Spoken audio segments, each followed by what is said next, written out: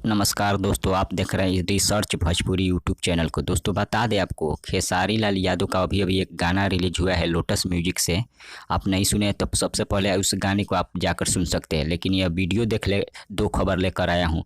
एक speed record से भी उनका गाना रिलीज हुआ है, एक लोटस म्यूजिक से है। दर पे तिवारी जी लिखे हैं, आप लोग जाकर सुन सकते हैं स्पीड रिकॉर्ड से। और एक लोटस म्यूजिक से रिलीज किया गया है, उसे भी आप लोग जाकर सुन सकते हैं। लेकिन एक खेसारी लाल यादव का कल गाना आने वाला है। गाने का बोल है खेसारी के गाना बाजी। जी हाँ दोस्तों, खेसारी के गाना बाजी, इसे कुंदन प्रीत जी लिखे हैं और रोशन सिंह म्यूजिक दिए हैं।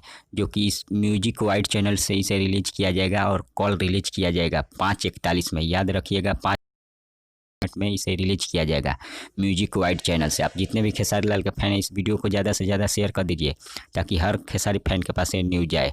तब तक बने रहिए हमारे साथ, मिलते हैं अगले खबर में। धन्यवाद।